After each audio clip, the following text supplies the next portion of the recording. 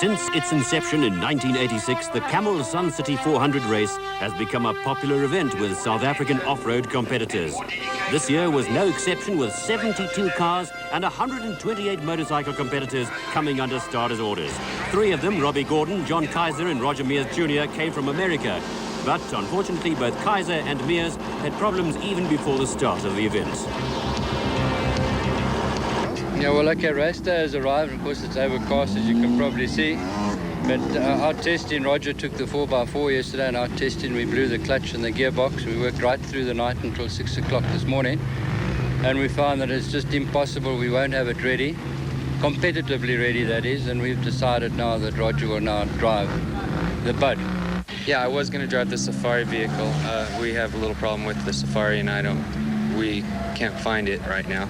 So I'm going to go ahead and drive the Bud, and hopefully we can give everybody a good challenge out there. The courses are real fast compared to America. America, we race over bumps the whole time. Here we race kind of on roads. It's more like rally racing. Reigning Sun City 400 champions Derek Pinoy and Jack Purchase led away the field in their new locally designed twin-seater. Meanwhile, American John Kaiser was still working frantically in the pits to prepare his Camel GRE single-seater.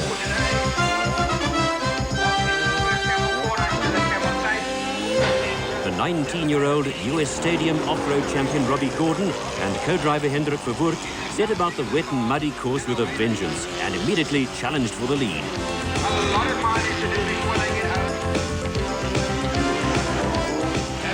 The ever-consistent Niels Eriksen and Flip Coetzee in their immaculately prepared Super Beetle were to play an important part in the race. The 1986 Sun City 400 winners, Bodo Berthold and Paul Coetzee, were confident of a repeat victory in their locally built Orco twin-seater. Right, 806 out is out there, Peter Luck and Bruce Kronk. With his Camel GRE on loan from local driver Brian Atkins, now in working order, American John Kaiser jumped the waiting line of cars for a belated start to his race.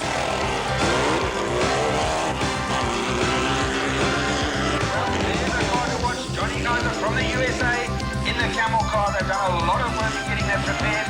It's literally hot off the bed, and he's now on his way. Got a way to go. Sun City Promotions manager Russell McMillan next flagged off Roger Mears in the Draper Nissan hardbody. His race, however, proved to be short and disappointing when an electrical fault forced him to retire within the first 5 minutes of the race. I'm just watching. You screw it up, you're going to sign a Barclay card straight away. So there they go. Early race leaders Pinoy and Purchase were hotly pursued by a hard-charging Gordon.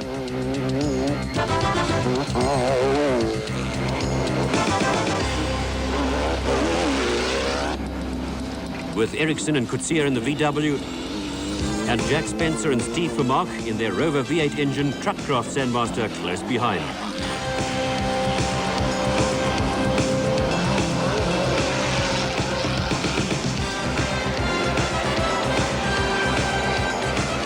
Berthold and Coetzee set a rather conservative pace in their Orco, and Peter Luck and Russell Clark, also in an Orco, demonstrated how it shouldn't be done.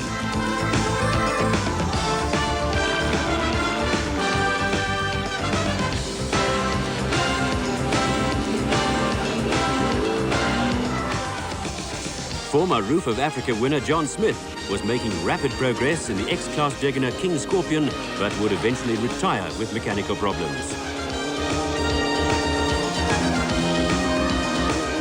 John Kaiser also set a blistering pace, but with the right rear wheel of his Camel GRE already showing signs of damage, he would only complete about 10 kilometers before retiring. I started late and passed probably 3 cars before I broke and was running real well.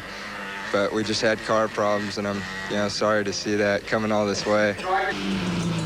It was a frustrating day for the Draper team, with Linton Draper not starting, Mears retiring, and Craig Draper, shown here, soon to roll.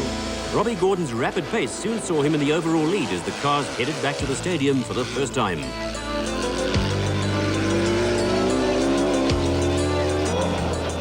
Five minutes behind Gordon came the consistent Jack Spencer and Steve Vermaak in their V8 engine Sandmaster.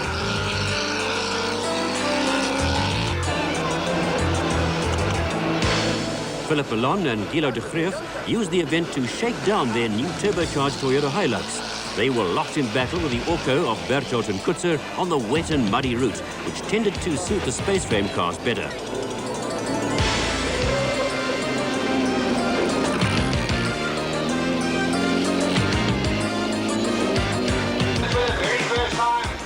Competitors had to finish each of the 4 76-kilometre laps in the Sun City Supercross Stadium, and Gordon treated the spectators to some spectacular driving. He was soon to lose the lead when the car developed brake problems, leaving Berthold and Kutzer and Spencer and Vermaak to fight for the #1 spot. Philip Malone showed that a Bucky could be every bit as spectacular as a space frame car.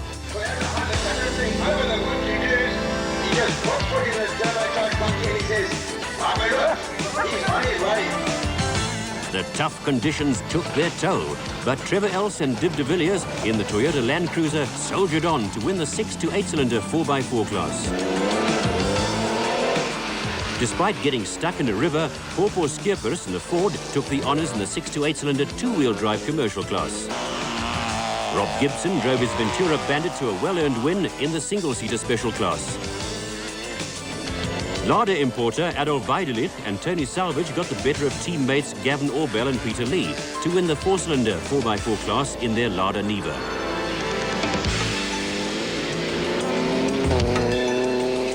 Class 7 for hybrid vehicles was won by Saki Kukumur and Frik Fourie in their VW.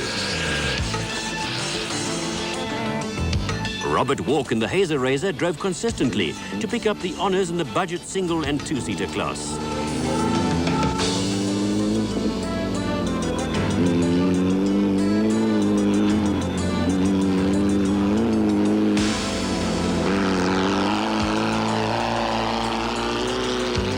Modified saloon class was won by Craig Hopkinson and Martin Spencer in their VW Baja.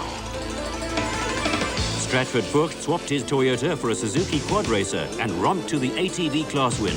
Meanwhile, the fight for overall victory continued. Having solved their brake problems, the hard-charging Gordon and Verwoerd rejoined the race in 7th place. Gordon takes up the story. Well, we had brake caliper problems 2 times. The first time it took us almost an hour to fix it. It took us 45 minutes to be exact. We ended up getting beat, I think, 10 minutes in the race. So we made up a whole bunch of time on the last 2 laps. Gordon was unable to catch winners Bodo Berthold and Paul Kutzer, who drove an intelligent race to win this event for the 2nd time in 4 years. The second-place crew were Jack Spencer and Steve Vermaak, and Gordon had to be content with 3rd position.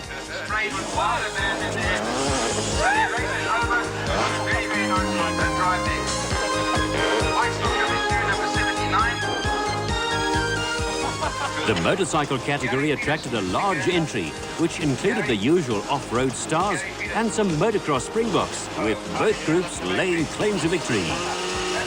We are able to go the same pace for the whole race.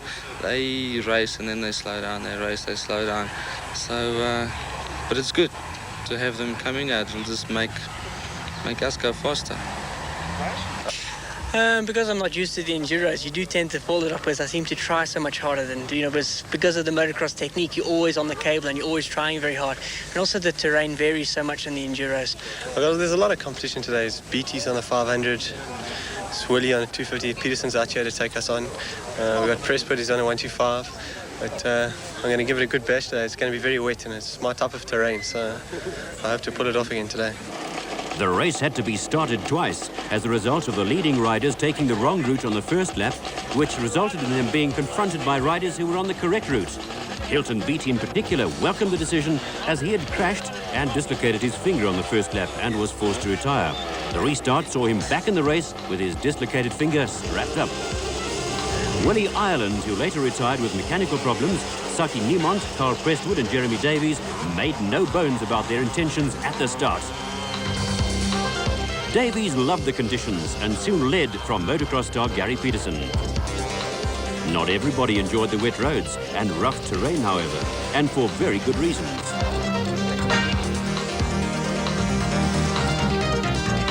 Carl Prestwood on the Ultimoil Kawasaki set a fast pace in his pursuit of race leader Davies. Former Speedway star Kevin Tebbett on the Sun City KTM ultimately finished 4th after teammate Saki Niemont crashed and broke his leg, while an injured Beatty on his Greenup KTM moved steadily up the leaderboard. The motorcycle event comprised 3 60-kilometre laps, and 2 times winner Davies on his number 40 Drivelines Kawasaki continued on his winning way. Second place Prestwood put on a tremendous performance, proving that motocrosses are a match for the off-roaders. Meanwhile, Beatty was hell-bent on closing the gap between him and Prestwood. Kevin Tebbett rode to a deserved 4th overall and 2nd in the 500 class.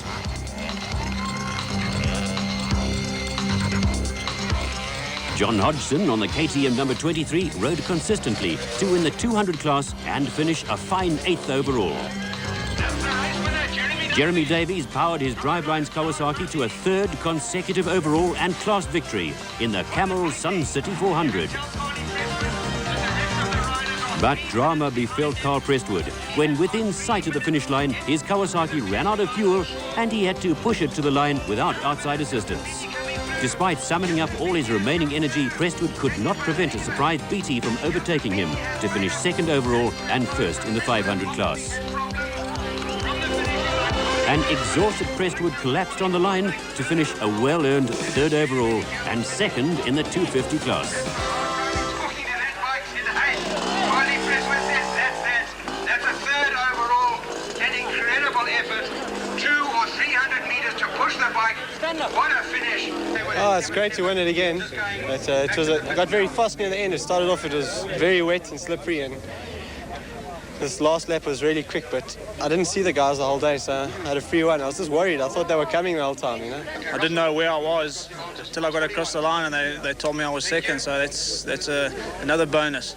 Just before the last marshal, it was probably about almost a kilometre away, the bike actually died out while I was coming up to the finish in 2nd place. And I pushed and pushed and pushed, and I wasn't allowed any help from backup crew. It felt like I was training all over again. But I was pushing, and I knew Stuart was coming right behind me. I knew Hilton was coming behind me, and he was catching me, so I had to push as fast as I could. But actually, the last 200 meters, I was just running out of energy. I'm not Bruce Fordyce, and I finally got to the finish in 3rd place. An eventful Camel Sun City 400.